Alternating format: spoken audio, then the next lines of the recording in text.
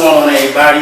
It's your man Frog, Phillywood 7, Phillywood Entertainment. And right now, we're in my house right now, and it's behind the scenes, but not even behind the scenes. We're about to go hard in with this documentary called Bloody Tears in America. And why we call it Bloody Tears in America, these kids are crying out for help, the community are crying out for help, the government is crying out for help. And with Phillywood 7, we have programs and situations and other business partners and other organizations that team up to help change the mindset of these kids, like I always tell y'all. So right now we're going to do two powerful interviews with two young ladies that have been working not only in the youth advocate program, school safety.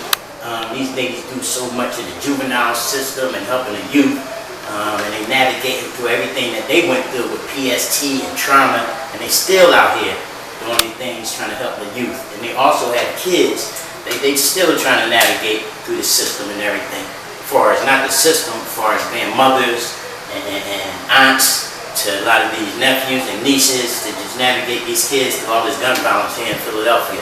So not just in this city, we're going to take you to New York and all other different places, Jersey, different cities, maybe Miami, California, wherever, and paint this picture of the accomplishments that I did right here. You can scroll over this way. And this was a studio I had 2001. Before that, when I left the street life after being a drug dealer and poisoning my community and getting kidnapped, and that whole story which everybody know about. This is my cousin Dion and Jet. And this is the famous group that he created right here with Sean Rivera, Kenny, you know, hang with Daryl, Marcus being boys to men. And I got kidnapped March 27th. I flew to LA in October of 1995 when he got a production deal with Arista and The Face with Babyface and L.A. Reid.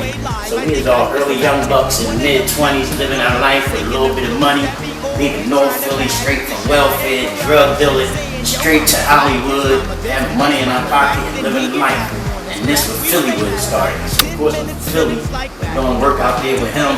My cousin had his ambition and he believed in me, and I helped him before he made it, and he helped me when he made it.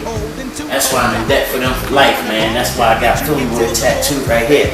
I came from Philly, put that plane to Hollywood, never looked back. I suppose I've been out here for a week. He took me to the Waiting is Hell premiere, the Nutty Professor premiere, and the Soul Train Awards. And that was my first premiere, so as we going to the movies, popcorn laid out, soda, everything free, and I'm sitting in the seats and waiting to Excel premiere, and Whitney Houston right in front of me. God rest her soul, and then Leslie Snipes is right next to me, so everybody that was in the film, I'm sitting behind them, and I'm just leaving the street, so I'm just amazed. So and then he took me to the Soul Train Awards. I see Monica, Brandy, out in the store. I'm sitting around all these people. And I'm like, damn, this shit blessed. And next thing you know, he took me to the Nutty Professor premiere. Well, he actually didn't have no ticket for me then. I snuck it in there. So it was a 5-member group, as you can see. You know, they had the red carpet, and he said, Frog, we can't get you in. You're not part of the group. I said, man, I'm gonna act like I'm your fucking assistant. Just get me in the limo. I'm from North Philly. I know how to hustle. I know how to make my way through. Long story short, I got suited and booted, threw a suit on. Next thing you know, I'm in that limousine with him. I didn't realize as soon as the limousine pulled up, all these fucking cameras out. That's Hollywood and Eddie Murphy and all this shit. So as soon as I got out the car, I blended with the group. Next thing you know, Mike was in my face. Well, how y'all feel about breaking the song and blah, blah, blah? So I said, I feel lovely about it. And my cousins and them started talking. So I just blended in and I just kept walking. So I don't know if they knew I was a part of the group, assistant. But I was in that motherfucking Nutty Professor premiere. Janet Jackson, Jay-Z was on the soundtrack, Foxy Brown, As Jet. So my cousin took that shit from the mud, man. And if you check these soundtracks and the credit, this group was like no other, man. And the album stopped because they had a problem with one of the members in the group, and of course Babyface, one of the 5 members. And our first 2 songs were #1. Last Night and Hard to Say I'm Sorry was what he did by the famous group Chicago. You know, David Foster and all them guys. So man, that dream out there, you know, it just was a whirlwind.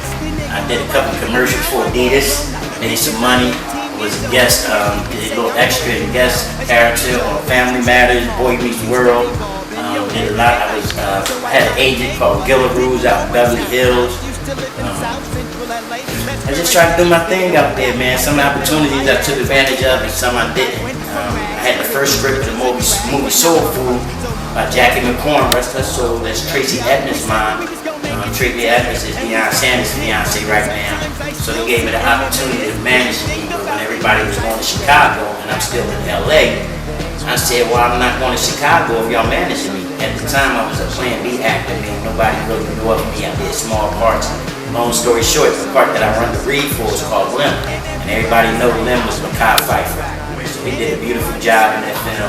But once I didn't get that role, it just got to my ego. And then by that time, Steve Harvey was my mentor out there. He told me to come down to his show. He had something for me. At the time, Will Smith and them just ended their last tape of The Fresh Prince of Bel-Air. He wanted to look out for me. He had some connections.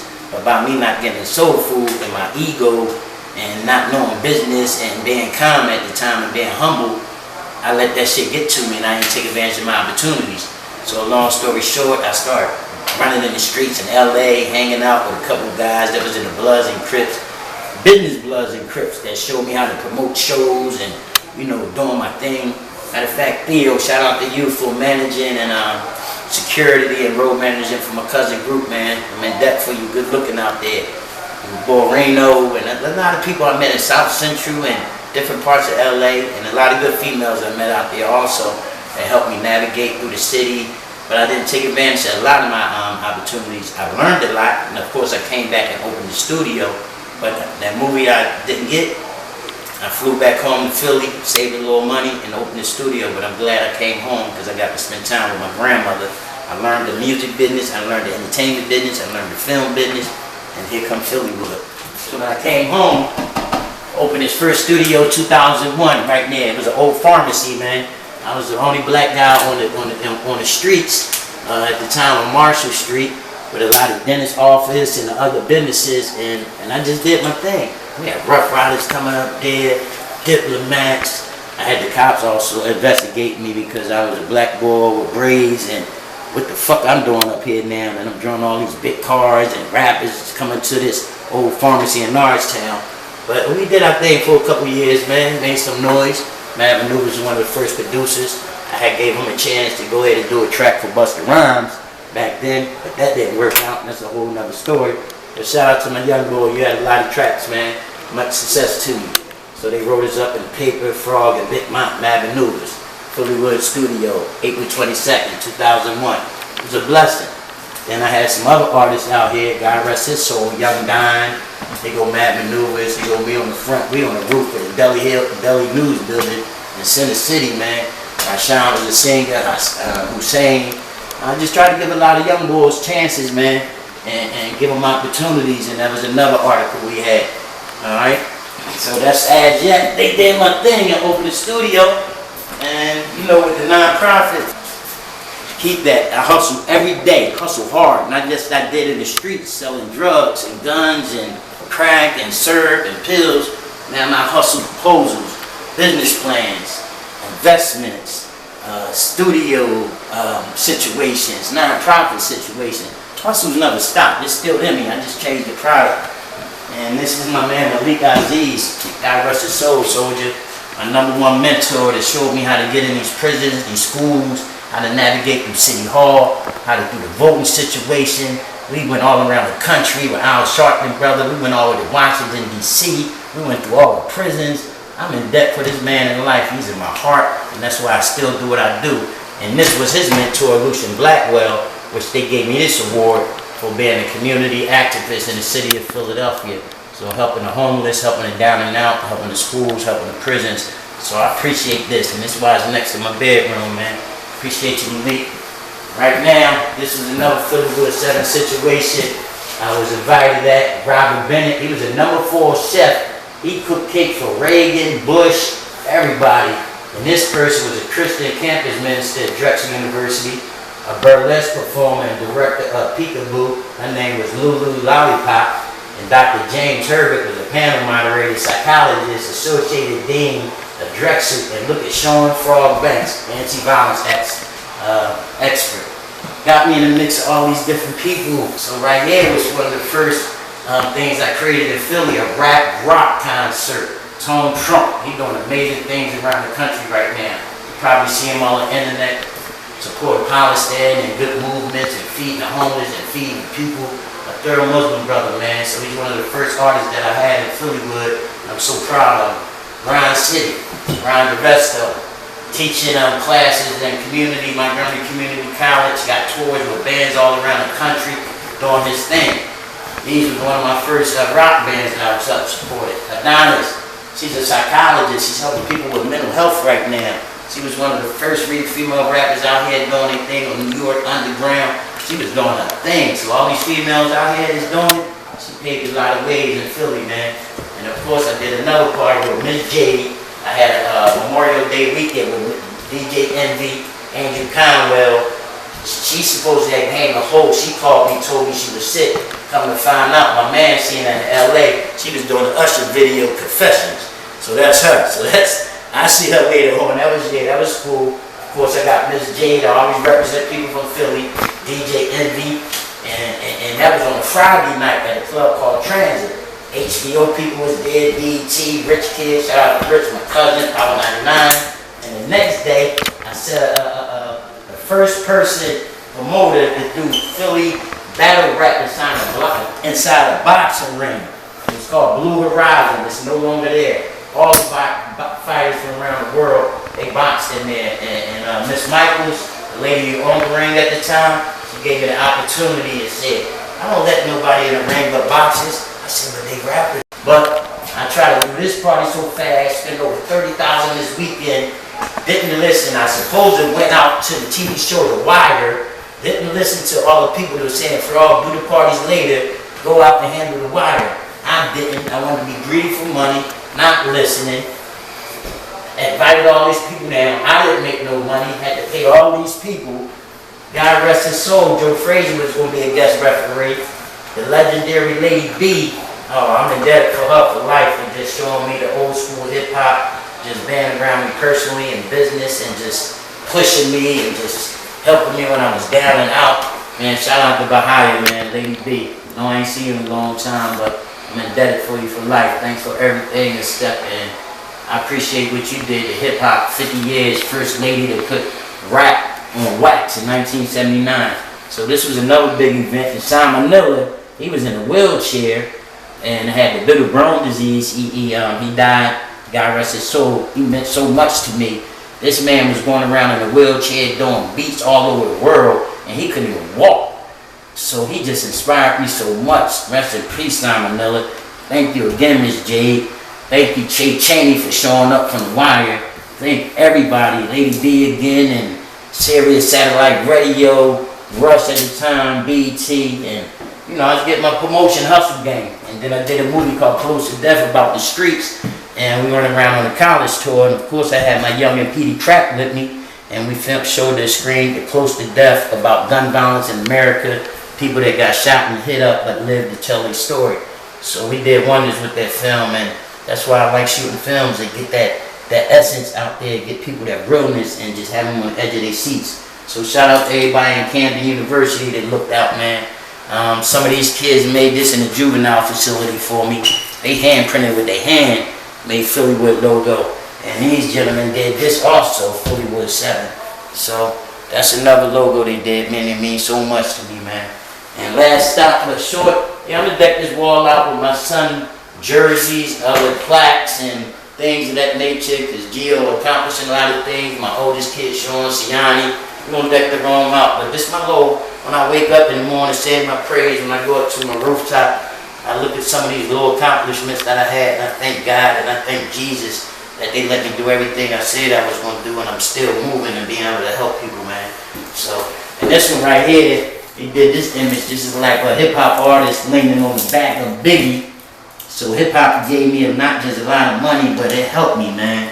So I shout out to the young boy that we got to lean on each other to help each other. Even though Biggie gone, this old school hip hop rap still leaning on his legacy, you know what I mean?